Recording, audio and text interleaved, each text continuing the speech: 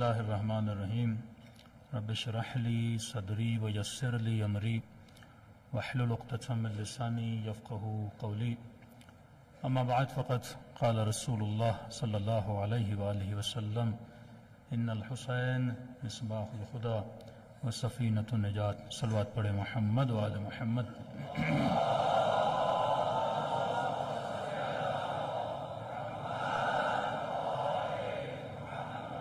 دعا ہے پروردگار عالم ہم سب کی عبادتوں کو اپنی بارگاہ میں قبول فرمائے، اور جس مقصد زندگی کی خاطر یہ مجالس رکھی جاتی ہیں خدا ان مقاصد میں بھی ہم سب کو کامیابیاں نصیب فرما دے۔ نبی کریم کی بہت مشہور اور معروف حدیث کہ ان الحسین مصباح الہدی، کہ حسین چراغ ہدایت ہے۔ وہ قرآنی آیات ہوں یا فرامین معصومین ہوں، جب بھی کسی موضوع کو سمجھانا چاہتے ہیں تو تمثیل یا مثال کے ذریعے سے سمجھایا جاتا ہے۔ مثال ذکر کرنے کا مطلب یہ نہیں کہ انسان اس مثال پہ اٹک جائے۔ مثال کے ذکر کرنے کا مطلب یہ ہوتا ہے کہ یہ مثال جہاں تک ہمیں پہنچانا چاہتی ہے انسان کا ذہن وہاں تک پہنچ جائے۔ اور اکثر مثالیں جو دی جاتی ہیں وہ مٹیریلس مثالیں ہوتی ہیں، کہ مثلا اگر آپ میں سے کسی سے یہ سوال کرے کہ غیبت بڑا گناہ ہے یا زنا بڑا گناہ ہے، تو عمومی طور پہ جواب یہی ملتا ہے کہ زنا بڑا گناہ ہے۔ حالانکہ احادیث اس کو اشد من الزنا بیان کرتی ہیں، کیونکہ زنا انفرادی گناہ ہے، غیبت اجتماعی گناہ ہے۔ انفرادی گناہ جب انسان کرتا ہے تو اس کی ذات کو نقصان پہنچتا ہے، اجتماعی گناہ کرنے سے خود کو بھی نقصان پہنچاتا ہے اور معاشرے کو بھی فاسد کرتا ہے۔ لیکن جب اس گناہ کی برائی کو بیان کیا گیا تو بعض روایات تو اتنی سخت ہیں کہ فرمایا جس نے غیبت کی اس کی مثال ایسے ہے جیسے کعبۃ اللہ میں اپنے محرم رشتے کے ساتھ زنا کیا۔ کبھی آپ نے سوچا کہ خدا ایسی مثال کیوں دے رہا ہے؟ کیونکہ اللہ کو بھی پتا ہے کہ میرے ذہن میں زنا بڑا گناہ ہے، اور جب تک گناہ جسمی نہ ہو میں اسے بڑا نہیں سمجھتا، اور جب کوئی بھی گناہ جسمی ہو جاتا ہے جس کا تعلق انسان کے جسم سے ہوتا ہے وہ میری نگاہ میں گناہ بہت بڑا ہوتا ہے۔ تب کہا کہ یہ غیبت کا گناہ اس گناہ سے بھی کیا ہے؟ بدتر ہے۔ یہاں ایک بحث چلی اہل سنت میں اور شیعوں میں اور ایون ہمارے علماء کے بیچ میں بھی کہ نبی بشر ہیں یا نبی نور ہیں، کیونکہ جب لفظ زبان سے ادا ہوتا ہے تو ذہن میں کیا بنتا ہے؟ تصور بنتا ہے۔ مثلا میں کہوں نجف تو آپ کا ذہن فوراً کہاں پہنچا؟ نجف پہنچ گیا۔ میں کہوں گا کربلا تو ذہن کہاں پہنچا؟ کربلا پہنچ گیا۔ خود لفظ کی اہمیت نہیں ہوتی۔ اب یہ جو میں باتیں کر رہا ہوں، لفظ ادا کر رہا ہوں، الف بے تے کی کوئی ویلیو نہیں ہے۔ لفظ کا مطلب یہ ہے کہ جو میرے باطن میں ہے وہ اس کو کیا کرے؟ ظاہر کرے۔ لفظ انسان کے باطن کو ظاہر کرتا ہے، لیکن اگر میں صرف الف بے تے الف بے تے الف بے تے بولتا رہوں تو آپ کو میری کوئی بات بھی سمجھ نہیں آئے گی۔ لفظ محمل ہو، لفظ مستعمل ہو، ایک ایسا لفظ جو معنی رکھتا ہو۔ اب اگر لفظ معنی رکھتا ہے تو اپنے ساتھ ایک تصور بھی لاتا ہے۔ جب میں شعر بولتا ہوں تو آپ کے ذہن میں تصور شعر آتا ہے، جب میں بلی بولتا ہوں تو آپ کے ذہن میں بلی آ جاتی ہے، جب میں انسان بولتا ہوں تو آپ کے ذہن میں انسان آتا ہے۔ تو لہذا خدا اگر کسی موضوع کو سمجھانا چاہتا ہے تو وسیلہ کیا ہے سمجھانے کے لیے؟ الفاظ۔ اور الفاظ اپنے آپس میں کیا رکھتے ہیں؟ تصور رکھتے ہیں۔ اور سب سے پہلا تصور جو میرے ذہن میں آتا ہے اگر وہ تصور ہی غلط ہو تو معنی کیا ہو جائے گی؟ غلط ہو جائے گی۔ نبی نور ہیں، نبی بشر ہیں، یہ بحث چلی۔ بعض نے کہا کہ بشر ہیں، بعض نے کہا کہ نور ہیں۔ جنہوں نے دلیل دی بشر ہیں ان کی دلیل یہ تھی کہ بھائی نبی ملائکوں سے افضل ہیں اور ملائک نور ہیں، اور نبی خود کہہ رہے ہیں انما انا بشر مثلکم، میں تمہاری طرح کیا ہوں؟ بشر ہوں۔ تو کہا کہ نبی جب ملک سے افضل ہے اور ملک نور ہے اور نبی بشر ہے تو بشر کیا ہوا؟ افضل ہوا۔ کچھ نے کہا نہیں، بشر نہیں ہے، نور ہے، کیونکہ بشر مادے اور مٹیریل کا نام ہے، بشر فنا ہونے کا نام ہے، اور لہذا نبی نور ہیں، کیونکہ اللہ اپنے لیے کہتا ہے اللہ نور السماوات والارض، اللہ زمین و آسمان کا نور ہے، اور خود نبی نے کہا کہ اول ما خلق اللہ نوری۔ حالانکہ مسئلہ نہ نور کا تھا نہ بشر کا تھا، مسئلہ لفظ کو سمجھنے کا تھا، کہ جب ہمیں نور کے معنی سمجھ نہیں آئیں گے تو ہم کنفیوژن کا شکار ہو جائیں گے۔ اب میں جب لفظ نور لیتا ہوں تو آپ کے ذہن میں سب سے پہلا تصور کس چیز کا آتا ہے؟ روشنی کا۔ اور جب میں کہتا ہوں نبی نور ہیں تو آپ کے ذہن میں کیا آتا ہے؟ نبی روشن ہے۔ تو کیا واقعاً اہل بیت علیہ الصلوۃ والسلام یا رسول خدا اگر کسی گلی سے گزرتے تھے تو کیا یہ مثال ایسے ہے کہ جب گلی سے گزرتے تھے تو جس طرح ایک بلب روشن ہوتا ہے کیا گلی اس طرح روشن ہو جاتی تھی؟ اگر ایسا ہوتا تو پھر چھت ایمان کے جب واقعات پڑھتے ہیں کہ مختلف واقعات میں ایمان خانہ خدا کی جب زیارت کے لیے جاتے تھے، زوار خانہ خدا کی مدد کرتے تھے، اور کئی لوگ امام کو پہچانتے نہیں تھے۔ اگر چہرے سے لائٹ نکل رہی ہوتی جو ہمارے ذہن میں تصور نور ہے، اگر چہرے سے روشنی نکل رہی ہوتی تو ہر بندے کو پہچاننا چاہیے تھا کہ یہ کون ہے؟ یہ میرا امام ہے۔ لیکن وہ شخص کہتا ہے کہ جب میں نے دیکھا یہ اتنی خدمت کر رہا ہے، کی تفریق نہیں ہے، کربلا میں وہب موجود ہے جو پہلے مسیحی تھا، حسین سے ملنے کے بعد شیعہ بنا۔ کربلا میں زہیر موجود ہے جو پہلے عثمانی تھا لیکن حسین کے ملنے کے بعد شیعہ علی ابن ابی طالب بنا، مکتب اہل بیت میں آ گیا۔ کربلا میں غلام موجود ہے، رنگ کا کالا بھی موجود ہے، رنگ کا سفید بھی موجود ہے۔ کربلا میں 6 مہینے کا بچہ بھی موجود ہے، کربلا میں 4 سالہ سکینہ بھی موجود ہے، کربلا میں جون اور سعید جتنا بوڑھا بھی موجود ہے۔ یہ وہ مقام کربلا ہے جو انسان کو تہذیب سکھاتا ہے، زندگی کرنے کا سلیقہ سکھاتا ہے۔ اب صرف خود کو کربلائی بولنے سے کوئی کربلائی نہیں بنتا، ایک مرتبہ زمین کربلا سے ہو کر آتے ہو، نسبت زمین سے ہوتی ہے، خود کو کربلائی کہلاتے ہو، لیکن حقیقت میں کربلائی وہ ہے جو اپنی زندگی میں اصول کربلا کو پیدا کرنا شروع کر دے۔ اگر کربلائی اصول میری زندگی میں آ جائے تو میری دنیا بھی بدل جائے، میری آخرت بھی بدل جائے۔ صلوات پڑھے محمد وآل محمد۔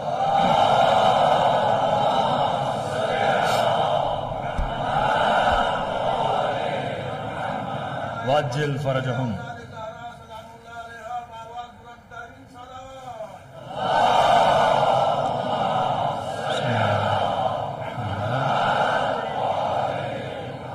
آئیے آج ایک اصل کربلا کی زندگی کا ذکر کریں اور دیکھیں کہ واقعاً ہمارے وجود میں یہ اصل کتنا پایا جاتا ہے۔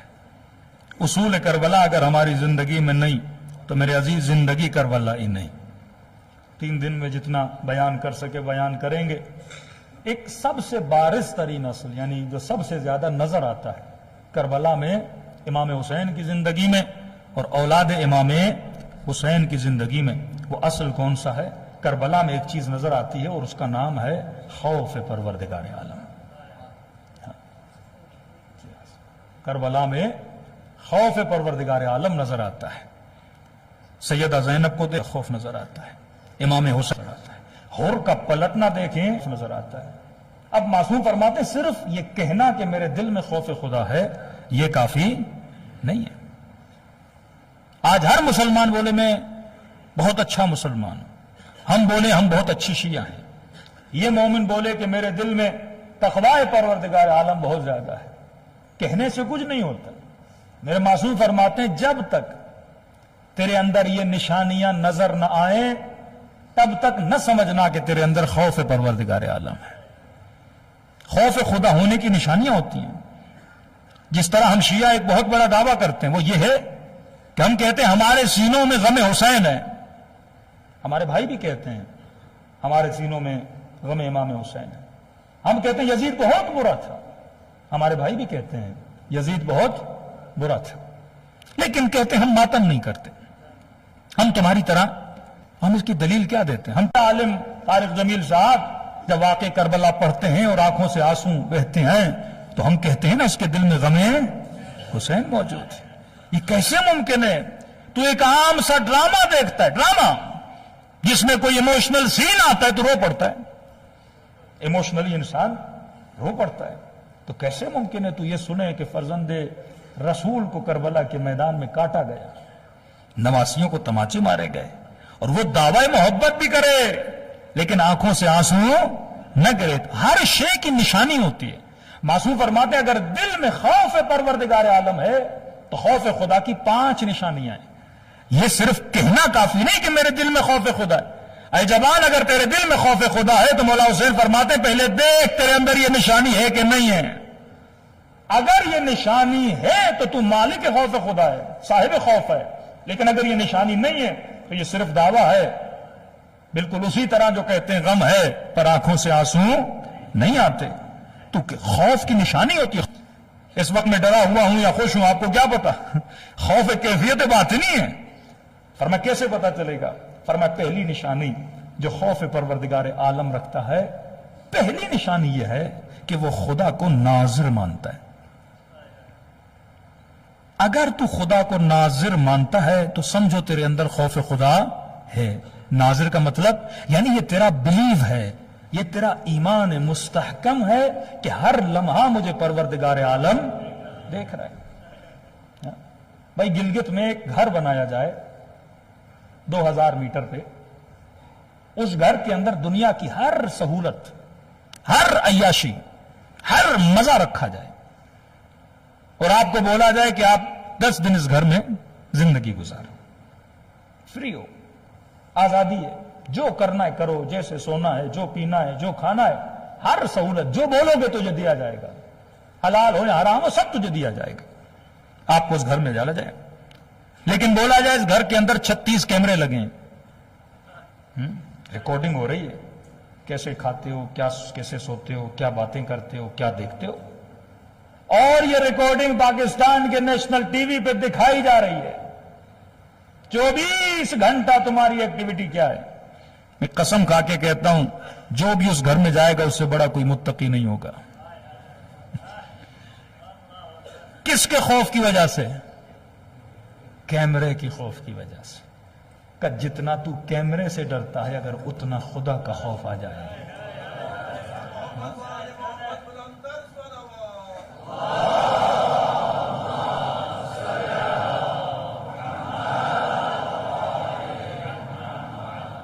جتنا تیرے دل میں کیمرے کی آنکھ کا خوف ہے اتنا اگر اللہ کی آنکھ کا خوف ہو جائے. عین اللہ الناظرہ، اللہ کی وہ آنکھ جو کیا کر رہی ہے؟ نظارت کر رہی، تجھے دیکھ رہی. علانیۃ و سرا، صرف یہ نہیں کہ لوگوں کے سامنے بندہ متقی بنے، جب اپنی تنہائیوں میں جائے اس وقت بھی کیا یہ تیرا ایمان ہے کہ خدا دیکھ رہا ہے؟ جب رات کے اندھیروں میں موبائل چلاتا ہے تو اس وقت بھی یہ تیرا ایمان ہے کہ خدا دیکھ رہا ہے؟ جب تنہائیوں میں سفر کرتا ہے اس وقت بھی تیرا ایمان ہے کہ خدا تجھے دیکھ رہا ہے؟ آج معاشرے میں بے راہ و روی کیوں ہے؟ کیونکہ خوف خدا نہیں ہے. وہ سیاستدان ہو، وہ سرمایہ دار ہو، وہ عام انسان ہو، یہ گناہ کیوں کرتا ہے؟ یہ عوام پہ ظلم کیوں کرتا ہے؟ یہ لوگوں کے حقوق سلب کیوں ہوتے ہیں؟ کیونکہ ایک چیز نہیں ہے، وہ خوف خدا ہے. کہنا اور ہم اللہ سے ڈرتے ہیں لیکن عملاً اللہ کو ناظر بہت کم لوگ مانتے ہیں. آج الحمدللہ پاکستان کی اسمبلی میں چلے جائیں بہت بڑا لکھا ہوتا ہے لا الہ الا اللہ محمد الرسول اللہ. صلوات پڑھے نبی کی شان پہ.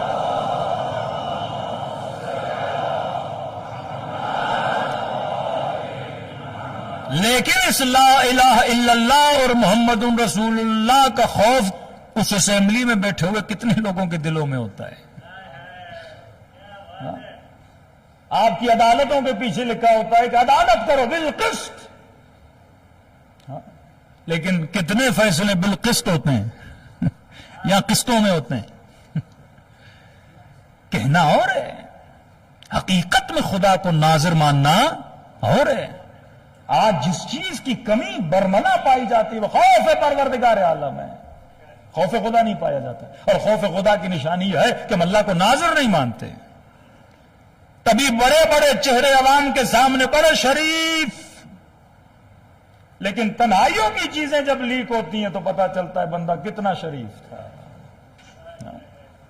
اگر یہ سمجھتا کہ اللہ کی آنکھ مجھے ہر جگہ دیکھ رہی ہے، دوسروں سے گلا نہیں ہے لیکن مکتب حسین کا ماننے والا، اس علی کا ماننے والا جو رات کے اندھیروں میں مناجات پڑھے، اس زین العابدین کا ماننے والا جو دعائے ابو حمزہ سمالی پڑھے،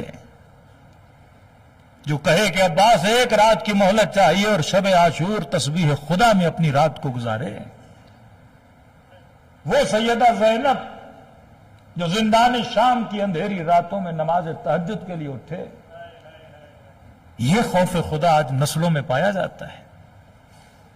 اس اللہ کی آنکھ پہ ہے کسی کو ایمان؟ صدیوں سے ہمارے نسلیں سنتی آ رہی ہیں دجال کی آنکھ، دجال کی آنکھ۔ ارے جتنا تجھے دجال کی آنکھ پہ ایمان ہے اتنا اللہ کی آنکھ پہ ایمان ہے۔ آج ایک ہی آنکھ پہ ایمان ہے، وہ کیمرے کی آنکھ ہے، وہ سرمایہ دارانہ آنکھ ہے، وہ دشمن خدا کی آنکھ ہے۔ ہم یہ دیکھتے ہیں کہ وہ نہ دیکھ لے اور اس کی اطاعت میں سب کچھ کرنے کے لیے تیار ہیں، لیکن کسی نے اللہ کی آنکھ کو دیکھا کہ واقعاً اس 60-70 سال کی زندگی میں خدا کی آنکھ تجھے دیکھ رہی ہے۔ امام حسین کے پاس ایک جوان آیا، مولا کوئی راستہ ہے کہ انسان گناہ کر سکے کسی ایسی جگہ؟ امام نے کہا ایک راستہ ہے۔ کہا مولا کون سا؟ کہا ایسی جگہ جا کر گناہ کر جہاں خدا نہ دیکھے۔ کہنے لگا مولا حسین ایسی کوئی جگہ نہیں۔ کہا جب تجھے پتا بھی ایسی کوئی جگہ نہیں تو ایسے سوال حسین سے کرتا کیوں ہے؟ یہ ایمان قوی ہونا چاہیے کہ پروردگار عالم کی آنکھ مجھے ہر جگہ کیا کر رہی ہے؟ دیکھ رہی ہے۔ ایک چرواہا اپنی بکریاں لے کے چرانے کے لیے گیا، 800-900 بکریاں۔ کچھ جوان بھی پکنک کے لیے جنگل میں سیر کے لیے نکلے، ان کو شدید بھوک لگی، جوانوں کی نگاہ چرواہے پر پڑی، دیکھا 1000 سے زیادہ بکریاں ہیں۔ چرواہے کو کہا کہ ایک بکری دے، تجھے جتنے پیسے چاہیے ہم سے لے لے۔ چرواہے نے کہا کہ بکریاں میری نہیں ہیں، امانت ہے، لوگوں کی امانت ہے۔ کہ چرواہے کون سی بڑی بات ہے، ایک بکری دے دے، 1000 بکریاں ہیں، 100 کی تعداد میں، مالک کو کیا پتا چلے گا کہ ایک کم ہو گئی ہے؟ ہاں ایک دے دے۔ اس نے کہا نہیں، اگر پتا چل گیا تو میں پھنس جاؤں گا۔ کہ دیکھو اگر پتا چل گیا تو بول دینا کوئی بھیڑیا آیا تھا اور بکری کھا کے چلا گیا۔ یوسف کے بھائیوں نے جب یوسف کو کنویں میں پھینکا نا تو انہوں نے پلاننگ کی۔ شیطان آپ کو بڑی اچھی پلاننگ بتاتا ہے۔ بیٹا گھر آنے میں دیر کرتا ہے، باپ پوچھتا ہے کہاں تھے؟ بابا دوست کا ایکسیڈنٹ ہو گیا۔ پھر دوست کو فون کیا، مثلاً پتا چلا، پھر کوئی اور بہانہ بھی ڈھونڈ لیتا ہے، یعنی اسٹیپس بناتا ہے۔ یہ پوچھے گا تو یہ بولوں گا، وہ پوچھے گا تو وہ، جہاں یہاں پکڑا گیا، ہر چیز کے لیے ایک جواب ڈھونڈتا ہے۔ اپنی چوریوں کے لیے جواب ڈھونڈتا ہے، اپنے گناہوں کے لیے جواب ڈھونڈتا ہے، اپنی خطاؤں کے لیے جواب ڈھونڈتا ہے۔ کب پتہ نہیں لگے گا، پتہ لگ گیا تو کیا بولنا، بھیڑیا کھا گیا۔ چرواہے نے کہا بارک اللہ، شاباش، بڑے تیز ہو، تم نے سب کے لیے جواب ڈھونڈا ہے، لیکن یہ تو بتا فَأَيْنَ اللَّهُ، اللہ کے لیے بھی کوئی جواب ہے؟ لوگوں کے لیے تو تم نے بڑے جواب ڈھونڈے ہیں، یہاں پھنسوں گا تو یہ وکیل کروں گا، وہاں پھنسوں گا تو وہ وکیل کروں گا، لیکن اللہ کے لیے کون سا جواب ڈھونڈا ہے؟ ایک یوٹیوب پہ بندہ تھوڑی فنی چیزیں بناتا ہے سیاسی حالات پہ، تو سنا ایک بندہ انٹرویو دینے آیا کہ مجھے نگران وزیر اعظم بننا ہے، تو اس کی سی وی وہ پڑھ رہا تھا کہ آپ کے کارنامے کیا ہیں، آپ کی ایبلٹی کیا ہے، کیا کر سکتے ہیں آپ؟ کہ پہلی ایبلٹی میری یہ ہے کہ میں کسی چوری کو چھوٹی چوری نہیں سمجھتا، جو بھی آئے میں کھا لیتا ہوں، وہ چاہے گٹر کا ڈھکن ہی کیوں نہ ہو، ہاں، بینک کا لون معاف کروانا وہ بھی ہڑپ لیتا ہوں، زکوٰۃ کا پیسہ وہ بھی ہڑپ لیتا ہوں۔ کہ چلیں یہ تو بڑی اچھی ہمارے کام کی ایبلٹی ہے۔ ہاں، کہا کہ اگر آپ رنگے ہاتھوں پکڑے جاؤ پھر کیا کرو گے؟ کہ صاف مکر جاؤں گا۔ کہ نہیں پکے ثبوت ہو پھر کیا کرو گے؟ کہ جج خریدوں گا۔ کہ کہ جج ایماندار ہو پھر کیا کرو گے؟ کہ بیمار پڑ جاؤں گا، جان چھوٹ جائے گی۔ تو ہم نے ہر شے کے لیے اس دنیا میں بہانے ڈھونڈ کے رکھے، لیکن آج تک کسی نے سوچا فَأَيْنَ اللَّهُ کہ واقعاً تم پروردگار عالم کو جواب کیا دو گے؟ چھٹے امام کے پاس ایک شخص ہے، مولا میں گناہ کرنا نہیں چاہتا لیکن کیا کروں، عادت ہے۔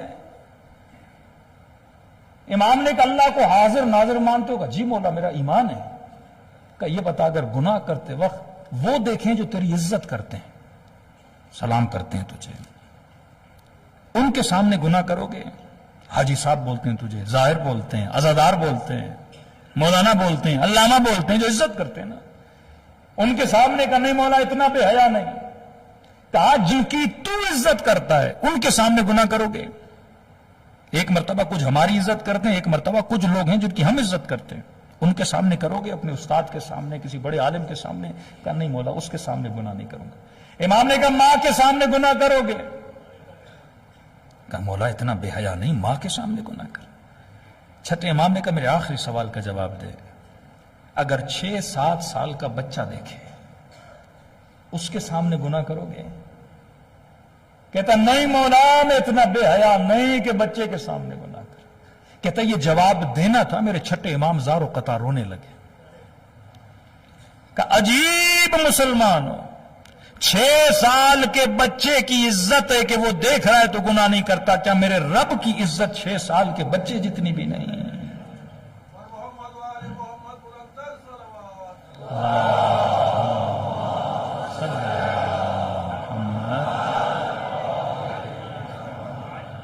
یہاں تیرا ایمان ہے خدا دیکھ رہا ہے، یہاں تیرا ایمان نہیں ہے۔ اگر تیرا ایمان ہے اللہ کی آنکھ کو ناظر مانتا ہے تو بندے کے وجود میں کیا ہونا چاہیے؟ خوف پروردگار عالم ہونا چاہیے۔ اب کبھی کبھی یہ ہوتا ہے بندہ با تقوی ہوتا ہے لیکن انجانے میں اس سے غلطی ہوتی ہے، تو علماء فرماتے ہیں ایسے بندوں کو خدا خواب کے عالم میں بیدار کرتا ہے تاکہ اسے اپنی غلطی کا احساس ہو اور اپنی غلطی کو کیا کرے؟ صحیح کرے۔ ایک بہت بڑا تاجر تھا، بیواؤں کی مدد کرتا تھا، یتیموں کی مدد کرتا، بچیوں کی شادیاں کرواتا، لوگوں کے گھروں میں راشن بیچتا، یعنی پورے اہل علاقہ میں مشہور تھا کہ اس سے بڑا کوئی خیر نہیں۔ ایک دن یہ رات کو سو گیا، خواب کے عالم میں اس نے دیکھا کہ یہ مر گیا ہے اور اس کا حساب و کتاب ہو رہا ہے۔ ملائک اس کا سارا چیک کر رہے ہیں، تم نے یہ اچھائی کی، تم نے یہ اچھائی کی، کہ سب کو چیک ہو کے مجھے کیا بولا؟ اب آپ فری ہو جنت میں جانے کے لیے، آپ کا حساب کلیئر ہے۔ کہتا بڑا خوش ہوا، الحمدللہ حساب کلیئر ہوا اور مجھے جنت کی طرف بھیجا جا رہا ہے۔ انہوں نے کہا کہ بس آگے بڑھو گے، یہ چھوٹی 3-4 پہاڑیاں ہیں، ان کو کراس کرو گے اور آگے کیا ہے؟ جنت ہے۔ میں نے کہا بڑی بات نہیں ہے، چھوٹی پہاڑیاں تھیں، بالکل چھوٹی پہاڑیاں، کہ بس یہ 3-4 پہاڑیاں پار کرو اور آگے جنت کا راستہ ہے، سیدھا جنت۔ اب اس کا کام کیا تھا؟ یہ تاجر تھا، کیا بیچتا تھا؟ چنے، بڑی مقدار میں، ہول سیل کا اس کا بزنس تھا، مارکیٹ میں چنے بیچتا تھا۔ اب کہتا ہے جب پہاڑی کے قریب پہنچا تو میں نے کیا دیکھا؟ یہ پہاڑیاں مٹی کی نہیں ہیں، چنوں کی ہیں۔ مٹی کی پہاڑی ہو تو بندہ چڑھے اور پہاڑی کو کراس کر کے آگے بڑھ جائے، اب چنے کی پہاڑی کا مطلب یہ پاؤں رکھتا پاؤں اندر چلا جاتا۔ کہتا ہے کوشش کرتا رہا، چنے پہ کیا چڑھے بندہ؟ ہاں ایک چاول کا پہاڑ ہو، چنے کا پہاڑ ہو تو بندے کا پاؤں ہی اندر چلا جائے، کوئی محکم چیز ہو تو بندہ اوپر بھی چڑھ پائے نا۔ کہتا ہے بڑی کوشش کی، پہاڑی پہ چڑھائی نہیں، اور اسی کوشش کرتے کرتے نیند سے اٹھ پڑا۔ 5 منٹ کے لیے سوچا یہ کیا خواب تھا؟ حساب کلیئر ہے، جنت تیرے سامنے ہے، لیکن جانے کے لیے پہاڑیوں کو پار کرنا پڑتا ہے، اور پہاڑیاں چنے کی اور میرا بزنس کون سا ہے؟ چنے کا ہے۔ پریشان ہوا، مارکیٹ میں آیا، کتاب اٹھائی، حساب و کتاب کیا، کہیں کسی کا قرضہ، کہیں کسی کے پیسے تو نہیں ہے میں نے دینے، بڑا حساب کیا، کوئی چیز نظر نہیں آئی۔ شاگرد کو بلایا، میں نے کہا صحیح سے بتا، تم نے خرید و فروش میں، بیچنے میں کوئی کم و بیشی تو نہیں کی؟ کہا نہیں استاد جی ہر چیز صحیح بک رہی ہے، یہ لکھا ہوا اتنا بیچا۔ کہا نہیں صحیح بتاؤ، کہیں 2 گرام بیچنے میں تو کمی بیشی نہیں کی ہے؟ کہتے ہاں استاد جی ایک کام ہم کرتے ہیں. کہ کیا کرتے ہیں؟ کہ بیچتے وقت ہم چنوں کو پانی لگاتے ہیں. زیادہ نہیں، 100 گرام وزن بڑھ جاتا ہے. یعنی 1 کلو بیچنا ہو تو 100 گرام پانی ہوتا ہے، 900 گرام چنے ہوتے ہیں. اس نے کہا بدبخت یہ کام کیوں کرتے ہو؟ مجھے نہیں بتایا. کب مرسوم ہے پورے بازار میں. ہم نہیں کرتے. بازار کا ہر چنے بیچنے والا کیا کرتا ہے؟ پانی لگاتا ہے. کہ تم نے ان سب کے ساتھ قیامت میں اٹھنا ہے یا علی بن ابی طالب کے ساتھ اٹھنا ہے؟ تمہارا امام کون ہے؟ عوام تمہارے امام ہے یا علی بن ابی طالب؟ یہ زمانہ تیرا امام ہے یا حجت خدا تیرا امام ہے؟ کہ اب جتنوں کو بیچا ہے وہ سارا پیسہ اس نے نکالا اور رد مظالم کی نیت کر کے اس نے راہ خدا میں دیا. یہ مت سمجھو اللہ کی دربار میں حساب و کتاب نہیں ہے. مسقال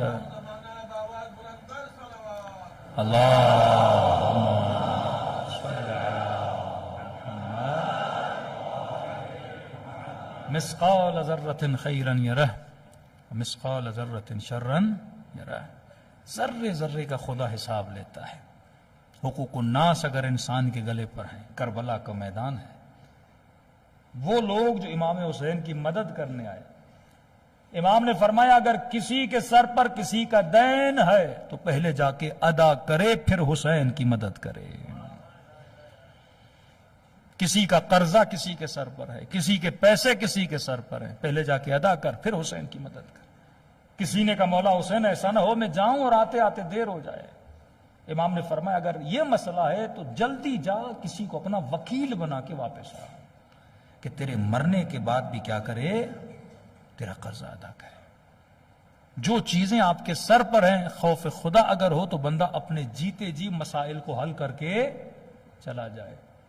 ایران میں ایک بندہ مر گیا، اس نے وصیت لکھی کہ میری اتنی نمازیں قضا ہیں، اتنے پیسے قضا نمازوں کے لیے، اتنے پیسے قضا روزوں کے لیے، اتنا قرضہ فلاں کے لیے ہے، یہ پیسے دیے جائیں. مولانا کہتے ہیں جب ہم وصیت پہ عمل کرنے کے لیے آئے، بیٹوں کو کہا کہ یہ باپ نے پیسہ بولا تھا نمازوں کے لیے روزوں کے لیے، انہوں نے کہا جب اس نے نہیں پڑھی ہم کیوں پڑھائیں. تو کبھی اولاد پہ بھی بھروسہ یہ نہیں ہونا چاہیے. اپنی زندگی میں بندہ نکال کے ادا کر دے، کیونکہ جب تک تو زندہ ہے یہ اختیار کس کے پاس ہے؟ تیرے پاس ہے، پروردگار عالم نے دیا ہے. 2 جوان آئے نا رسول خدا کے پاس، اور ان کے پاس گودام تھا پورا کھجوروں کا، اور انہوں نے سارا گودام اپنے والد کے ایصال و ثواب کے لیے اللہ کی راہ میں دے دیا. رسول جب اس گودام میں آئے تو زمین پر 1-2 کھجوریں پڑی تھیں. نبی نے وہ کھجوریں اٹھائیں، کہا اگر اپنی زندگی میں یہ 2 کھجوریں اپنے ہاتھ سے دیتا تو اس کا ثواب جو کچھ تم نے دیا ہے اس سے زیادہ ہوتا ہے. جو آپ خود کرتے ہو اس کا ثواب بہت زیادہ ہوتا ہے. تو انسان اپنے وجود میں خوف خدا بنائے. حر اگر حر بنا اسی خوف خدا کی وجہ سے. یہ صفت اگر انسان کے وجود میں نہ ہو نا، خوف الہی کی صفت. اب یہ میں نے پڑھا نہیں ہے لیکن ایک عالم سے یہ واقعہ سنا کہ کربلا میں امام حسین ہم نے کیا کہا؟ چراغ ہدایت. ہدایت مولا کی ذات میں. اب یہ نہیں کہ سامنے والا کون ہے، ان کا کام ہی کیا ہے؟ ہدایت دینا. کہتے ہیں شمر جب مولا کے سینے پہ سوار تھا اس وقت بھی مولا کی کوشش تھی کہ شمر کو اپنی طرف کیا کریں؟ متوجہ کریں کہ شمر دیکھ تو کس کے سینے پہ سوار ہے، اس چہرے کو غور سے دیکھ، یہ کس کا چہرہ ہے. کہ مجھے نہیں جانتا میں کون ہوں، میں تیری نبی کی بیٹی کا بیٹا حسین ہوں. کہتا اس وقت بھی اس نے کہا کہ حسین جانتا ہوں کون ہوں. کہ شمر تیرا مقصد کیا ہے؟ کہ مقصد آپ کا قتل ہے. امام نے فرمایا میرے بدن کو دیکھ اتنے زخم آئے، اگر تو تھوڑی دیر کے لیے کھڑا ہو جائے خون بہے گا اور خود بخود میری روح پرواز کر کے نکل جائے گی. قتل ہی تیرا مقصد ہے حسین، ویسے ہی دنیا سے چلے جائیں گے، لیکن اپنے ہاتھوں کو حجت خدا کے قتل سے رنگین نہ کر، کیونکہ ہر خطا کی معافی ہے پر قتل حسین کی معافی نہیں ہے. کہ گناہ بہت بڑا ہے، پھر بھی باز نہ آیا. کہتے ہیں جب اس نے خنجر چلایا تو وہ خنجر امام حسین کا گلا کاٹ نہیں رہا تھا. کہنے لگا حسین یہ گلا کیوں نہیں کٹ رہا؟ کہ یہ وہ جگہ ہے جہاں پہ میرے نانا بوسہ دیا کرتے تھے. یہ وہ جگہ ہے جہاں میری اماں زہرا بوسہ دیا کرتی تھی. میں نے پڑھا نہیں، یہ میں نے سنا ہے، لیکن یہ بات دل کو چھوئی تب جب میں نے یہ جملہ امام زمانہ سے سنا کہ میرا سلام ہو کربلا کے اس شہید پہ جس کی گردن کو پیچھے سے کاٹا گیا تھا. آخر تک کوشش کر رہے تھے کیونکہ چراغ ہدایت. جب حر مولا کی خدمت میں آیا، آنکھوں پہ پٹی ہاتھوں میں رسی، امام نے فرمایا حر آنکھوں پہ پٹی کیوں باندھی ہے؟ کہ مولا اے کاش اندھا ہو جاتا، پر مولا کی آنکھوں میں آنکھیں ڈال کے نہ دیکھتا.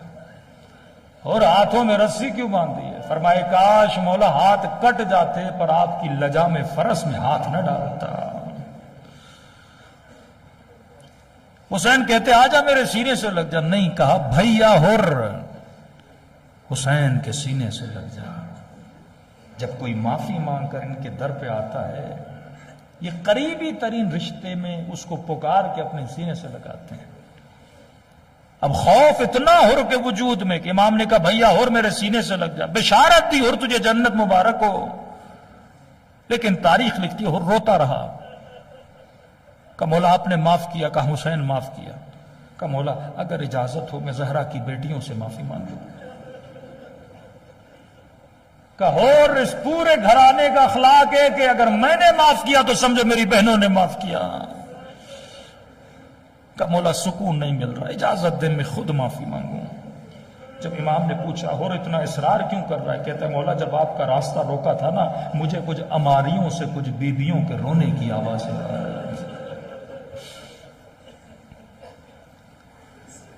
یہ اخلاق حر تھا. یہی اخلاق لے کر اگر مجلس میں آؤ گے تو اس طرح اہل بیت مومنوں کو اپنے سینے سے لگاتے ہیں. کل انشاءاللہ جوانوں کا واقعہ بھی نقل کروں گا کہ کس قدر ثواب ہے مجلس امام حسین میں آنا. چھوٹے سے چھوٹا کام بھی امام اپنی ڈائری میں لکھتے ہیں جو مومن عزاء حسین کے لیے انجام دیتا ہے. بندہ اگر عاشق ہو تو اپنے معشوق کی زیارت کے لیے تڑپتا ہے. عشق ہو پر تقاضے دیدار نہ ہو، یہ عشق ایسا. کسی مومن نے دیکھا، بوڑھا تھا، کہ لوگ بسوں میں سوار ہو کے کربلا کی طرف جا رہے ہیں. اس کی آنکھوں میں آنسو بھر آئے. دوڑا دوڑا گھر گیا، مصلی پہ بیٹھا، رو کے کہنے لگا مولا حسین کیا تیری زیارت صرف امیروں کے لیے ہے؟ کیا تیری کربلا صرف صحت مندوں کے لیے؟ مولا میں غریب ہوں، کربلا نہیں آ سکتا. کیا کہیں گے ملائک، اے بدبخت قبر میں حسین کی ایک زیارت کا ثواب لے کر نہیں آئے. مولا آپ تو کریم ہے. کریم کا مطلب جو کسی کو کسی نعمت سے محروم نہ کرے. بوڑھا کہتا ہے رو رو کے مجھے نیند آ گئی، خواب کے عالم میں حسین کی زیارت نصیب ہوئی. فرمائیے مت کہنا کہ ہم کریم نہیں ہیں. وہ میری زری کی زیارت کے لیے گئے، حسین اپنے چہرے کی زیارت کرانے تیرے خواب میں آیا ہے. کہ سن میرے زائر، زندگی میں ایک بار بھی اگر آ سکتا ہے میری کربلا ضرور آنا. کیونکہ مرنے کے بعد جب اس کے ثواب کو دیکھو گے نا تو بڑا پچھتاؤ گے کہ کاش اپنا پیسہ میں حسین کی زیارت پہ لگا تھا. لیکن اگر نہیں آ سکتے تو ہم کریم ہیں. جب قم کے عالم نے امام زمانہ سے شکوہ کیا نا کہ مولا آپ کریم ہیں، کریم کا مطلب نعمت سے محروم نہ کرے، مولا ہم ہر معصوم کی قبر کی زیارت کر رہے، ہم شیعوں نے کیا بگاڑا کہ سیدہ فاطمہ کی قبر کی زیارت کا ثواب نہیں لے پا رہے. امام کی زیارت ہوئی. امام نے کہا قبر چھپانا مصلحت تھی، لیکن یہ مت کہو کہ ہم نے زیارت سے محروم رکھا ہے. ہم کریم ہیں. جس نے فاطمہ کی قبر کی زیارت کا ثواب لینا ہے وہ قم میں معصومہ کی زیارت کر لے. امام حسین نے فرمایا ہم کریم ہیں. فرمایا اگر نہیں آ سکتا کربلا تو فرمایا خلوص دل سے مجھ حسین کو سلام کیا کرو۔ مولا ایک سلام کروں گا ثواب زیارت مل جائے گا؟ فرمایا جب سلام کرو اور نہ چاہتے ہوئے اگر آنکھوں میں آنسو آ جائیں۔ ایک مرتبہ آدمی چاہ کر روتا ہے، ایک مرتبہ پتہ نہیں لگتا، خود بخود آنسو آنکھوں سے جاری ہوتے ہیں۔ فرمایا اگر یہ کیفیت تیرے اوپر آئے تو یہ مت سمجھنا یہ تیرے آنسو ہیں، حسین نے تجھے تیرے سلام کا جواب دیا ہے۔ مجلس حسین، ثواب زیارت حسین کمانے کے لیے دلوں کو کربلا لے کر چلیں، سلام کریں اپنے مولا پر، اور کوشش کریں کہ اس طرح سلام کریں جس طرح کربلا میں بی بی زینب نے سلام کیا تھا۔ السلام علی الحسین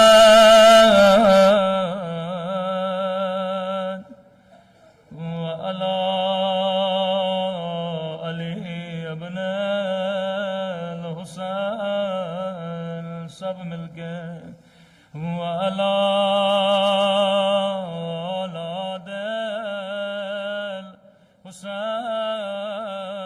الحسین وعلی اصحاب، آواز بڑھا دیں بار دیگر، السلام علی حسین وعلی علی ابن وعلی اولاد الحسین وعلی،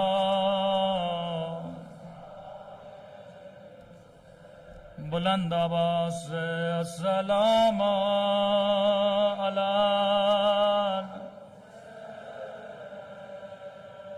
وعلی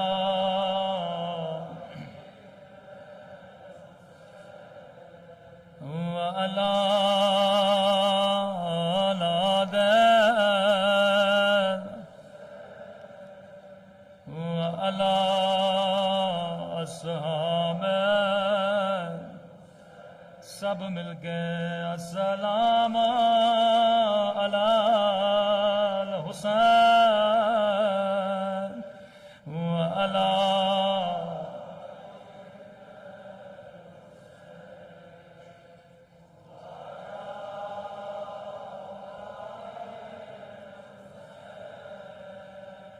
وعلی اصحاب، میرا سلام ہو زینب کی لٹی ہوئی چادر پہ،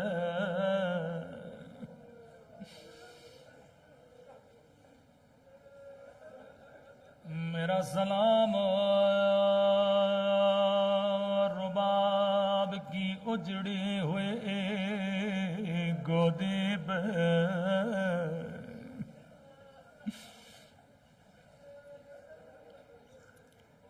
آپ نے کئی ذاکروں کے مصائب سنے ہوں گے، سب سے بڑا ذاکر امام زمانہ ہے۔ رونے کا تو زیارت ناہیہ بڑا کرو، ناہیہ امام زمانہ کا نوحہ ہے، سنیں گے اپنے جد کے مصائب کیسے بیان کرتے ہیں۔ زیارت ناہیہ میں مولا کے کچھ سلام ہے، کسی بھی مظلوم کا نام نہیں لیتے پر مظلومیت کا ذکر کرتے ہیں۔ قدیمی عزادارو سمجھنا تیرا کام ہے، فرمایا میرا سلام ہو ان ننے سے رخساروں پہ، اللہ جانے یہ کس بی بی کے رخسار، نشانی خود بتاتی ہے فرمایا میرا سلام ننے سے رخساروں پہ، او جن کا رنگ بدلتا رہا، یہ نہیں کہا جن کا رنگ بدل گیا بلکہ بدلتا رہا۔ کبھی شمر کے تماچوں نے رنگ نیلا کیا، کبھی ظالم کے تماچوں نے رنگ کالا کیا۔ آواز تھوڑی بڑھا دیں، بہت کم ہے آواز۔ رسول خدا کی حدیث ہے، مسلمانوں کبھی حیوا کو بھی منہ پہ نہ مارا کرو۔ انہوں نے نبی کی نواسیوں کو چہرے پہ تماچے مارے۔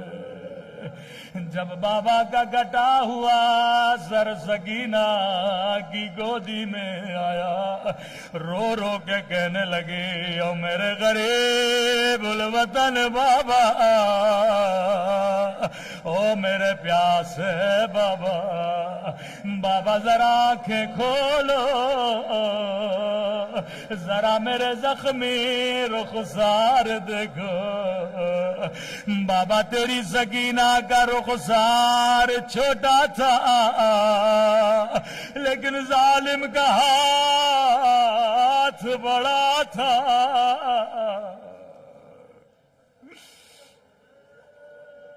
میں قربان ننھی سی بچی کی مظلومیت پہ۔ فرمایا میرا سلام ان ننھے سے رخساروں پہ جن کا رنگ بدلتا رہا۔ اگلا سلام اس سے بھی درد بھرا سلام ہے۔ فرمایا میرا سلام ان زخمی کلائیوں پہ جنہیں رسیوں سے باندھا گیا تھا۔ اللہ جانے یہ کس بی بی کی کلائیاں ہیں۔ کسی عالم نے کہا یہ زینب کے بندے ہاتھ ہیں۔